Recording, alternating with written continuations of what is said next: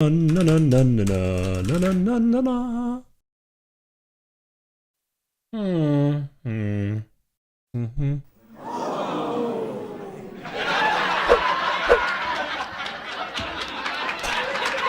No, my God! I can't believe it. It finally happened. Breathe. Breathe. Oh boy! Oh boy! It's really happened! 100 subscribers! Oh boy! Hello everyone, I'm McYawgi and welcome to my channel. Roughly a year ago, in August of 2016, I started doing Let's Play videos. The reason I started doing Let's Playing was because it's something I've always wanted to try. I thought it seemed like fun, but I never really had the courage to do it because you expose yourself in so many different ways compared to a regular life, whatever that means. In the sense that there are subscribers and thumbs up, thumbs down, comments and opinions on everything. So it was scary. I didn't really dare to do it until now, but I did it and I really enjoyed it. My eyes. And the other reason I started doing this is because I've always had a lot of problems with confidence. Like no confidence in how I look. I don't like how I sound, and my opinions, I don't dare to share them really. So it became a self-improvement project that has gone alongside this Let's Playing, where I try to not be as shy, not as timid, try to not be afraid of making a fool of myself and do goofy stuff and not be embarrassed, honestly, and it's worked great. I've made huge progress and I've improved so much in Let's Playing over the last year, I believe, I hope. You be the judge of that, I don't know. I finally reached 100 subs after a long time, more than a year. It took a lot longer than I thought it would, but a lot of hard work and a lot of dedication and a lot of help from others has made it come true. Finally 100. I'm really happy about that and I want to keep going. So there are a lot of people I want to thank, roughly 100 people. All of you who have subscribed to my channel, watched even a minute of my videos. Thank you, really, thank you. It makes my day whenever I get a subscriber and whenever I see my view count. And whenever I see my view count go up just a little, it just makes me happy. Fuels my passion, kind of. But there's one guy in particular I want to thank, and that is Joe. You don't know who Joe is, but he's a friend of mine. And he's helped me out so much with this project, with all my Let's Play stuff and all my YouTubes. Because he's done all of the channel art for me, and he is always there when I want to ask about content, what I want to do, if this is bad, is this good, should I do it in another way, and he's always positive. So thank you, Joe. You really appreciate it. I think you know that, but here it is on video. Thank you. Now, as for the content of the channel, I'm really bad at sticking to the one thing. I always kind of want to try new stuff, but I never really have the guts to do it.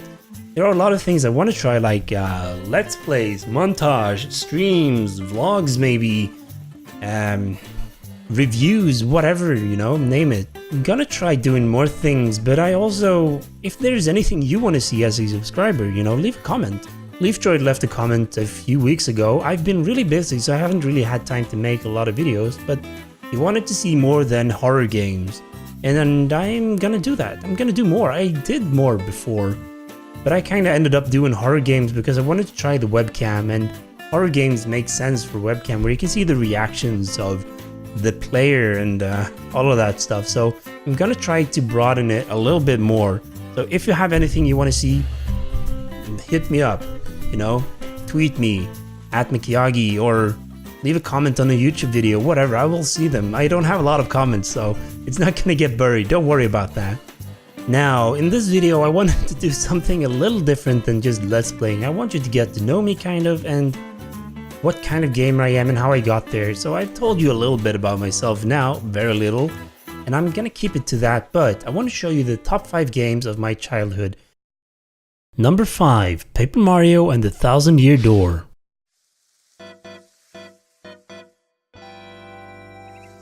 Paper Mario and the Thousand-Year Door is a game that came out in June of 2004. However, I didn't really get to play it until around 2006 or maybe 2007, which is way later than any other game on this list, but I don't really care because it needs to be on my top 5 because this game is great.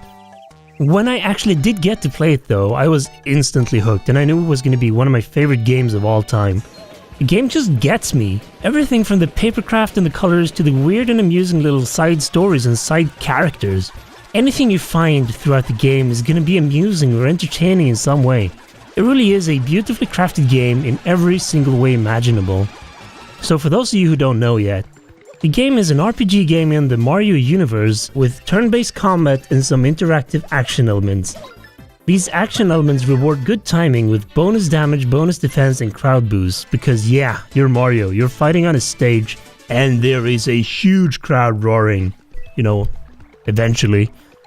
And that's really funny because during boss fights, the game tends to go completely off rails with some really fun and really clever game mechanics happening as you fight for your life.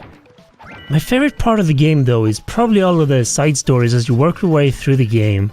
In order to progress through the game, you have to retrieve crystals for the ThousandYear door, and each crystal is part of a different story throughout the game. So there are stories like mystery trains where you have to do some detective work, wrestling tournaments where you fight your way to the top, and then of course there are pirates, because why not? One thing that really blew my mind the first time I played the game was Mario's abilities out of combat. Since he's a paper character, he of course has paper qualities. And he can use these qualities to reach new areas, find secrets and avoid dangers. So there is a sewer grate in a part of Rogueport that I assumed for the longest time was just part of the scenery, like a bush, or a mailbox, or a house in the background. But as you learn playing through the game, any object that covers part of the screen could be used to hide a secret. So as I was walking through this part of town one day, I used my paper abilities to move faster and I misclicked. I accidentally used another paper ability than the one I intended and I fell down the grate. My mind exploded. Like holy shit, there was a secret there and I've been through that part many times. Honestly, my mind is still in repair mode since then. There are tiny little explosions still going off. So yeah, the game is great. If you haven't played it yet, you should give it a go. It's a great game for everyone, gaming pros and gaming noobs alike. Number 4. Banjo Kazooie. When the Nintendo 64 was released, my family couldn't really afford buying one. It was something my brothers and I really wanted, but life decided that it wasn't the right time for us yet. Being children, we of course had no possibility of buying it ourselves, so we had to sit that generation out. Or so we thought. Christmas of '98 came around and Dad had bought us a used Nintendo 64 with one game, Banjo Kazooie, and we were so friggin' happy. We had no idea what game it was, and honestly we didn't even care. We were so excited. We ripped the box open, we smashed the cord into it, and we punched the TV and started playing right away. So Banjo Kazooie is a classic rare 3D platforming collectathon with strange characters and funny voices. In the game, Banjo's sister Tootay is kidnapped by Grunty. Grunty is the evil witch who speaks in rhyme and wishes to be the prettiest of all time. Sorry. And Banjo heads out with his trusty friend Kazooie to save his sister. To progress in the game, you had to collect jigsaw pieces to open up new levels, notes to open up special doors, and skulls that you give to your shaman for special transformations. And honestly, the game completely blew us away with its great graphics and amazing controls. I had never seen anything like it, and because we were kids, we did not speak or understand much English at all, so we had no idea what we were doing. But we didn't really care, we just kept on trucking along. The game was just perfect in our eyes, and every jiggy and every note we collected made the game so much more exciting, simply because we knew we'd get to see more crazy levels. It is by far my favorite game on the Nintendo 64. Oh man, the good old days. Number 3, America's Army. Good morning, soldier, and welcome to America's Army. This was the game I played in high school with my friends. We played so much together, we participated in clan matches and had so much fun with every part of the game. The game was made by the US military and was actually a recruitment tool for the army. It had a lot of quirks though that probably made a lot of people quit the game before they even tried it out properly. Things like marksmanship training to be able to use the sniper, or the super difficult special forces training where you had to sneak through the wild while avoiding guards and outposts so you could access special forces weapons on certain maps. Welcome to class, soldier. And the worst one of all, of course, having to attend medical classes and do tests in order to play as a medic. It was crazy. You come home from school, you launch up the game, new patch hit, and you're sitting behind a virtual desk doing tests. Yeah. The game pace was really slow and the rounds were super long. It was not uncommon for rounds to last up to 10 minutes, and still people played it and people loved it. And as I mentioned, there are unique quirks to this game, and most of these are what makes the game so memorable. For example, I love this. If you did enough team damage, you didn't just get kicked. No. You were actually sent to jail. Your punishment for team damage was having to load a completely new map called Leavenworth, which is a prison, and then you could leave that map and try to get back into the game. And loading a map at that time, it took a while. That was quite the punishment indeed. And the game also had a mechanic where you'd walk slower the more damage you had taken, and eventually they even added bleeding, which could cause you to bleed out and die. And that, my friends, is the lamest way to die in a game. Because of all of these things, the game had a very authentic feeling to it. And you could definitely feel it as you rambled down the hallways of Pipeline, or when you tried to sneak on a solo mission in SF Hospital for those sweet points to increase your honor level. The game was just so much fun, and it was thriving. Until version 3.0, that is. Version 3 sounded, looked, and played completely different from version 2, the version that everyone loved. I honestly don't think I've ever seen a game and its community die off as fast as this one did. It was remarkable and super sad. Number 2, RuneScape. Aw, good old RuneScape. I will never forget about you. I started playing RuneScape shortly after the game was released back in 2001. Back then you could pick a class when you made your character, and from what I remember I picked the mining class. And that started me off at a mining level of 7, which is super easy to get. I'm not even sure why that was an option, but it was cool. That's my very first memory of this game. And speaking of memories, I have many fond memories in my gaming career, if you will, but there are 2 in particular that will always be close to my heart. And one of them has with RuneScape to do. I used to play this game with my brother, who is a year younger than I am. At the time we had a 56k modem and I didn't really get to play the game at home all that much because of inconvenience and cost. But one night, just as we were off school for Christmas, we asked Dad if we could play for a little while that evening. He said yeah, sure, and we asked him for how long. As long as you'd like. Our eyes widened and we looked at each other while imagining all the things we'd have time to do. All the quests we'd finish, all the monsters we'd slay, and all the skills we'd gain. So first I played for 1 hour while my brother sat next to me watching and helping, and then he would get his turn and I would watch for an hour. And we took turns like that all throughout the night. The next morning Dad woke up surprised to see us still playing, and we were so tired, but we had such a good time. And it's probably the longest we've ever gone without going into sibling rivalry mode. It was great. My classmates also played the game in all of its 2D glory. The game was so clunky, so slow and so grindy, but it didn't really matter. It just was amazing, and it was my first ever MMO. I could just barely speak English, and because of RuneScape I got quite good at it. The game eventually got its second version that transformed it from its 2D state into a 3D game with a very clay-like art style, I think. This change was huge and made the game super popular. I used to play it so much back then. I even had a text file where I keep my level improvements for a while, and I felt super good about myself. Eventually, as with all good things, they slowly creep to an end. Most of my friends stopped playing, but a few of us persisted. And later down the line we were 4 guys left that played together and still had a good time. We would play the game on and off over the years and never really quit, but then the Evolution of Combat update dropped, and that version was just not for us. Number 1, World of Warcraft.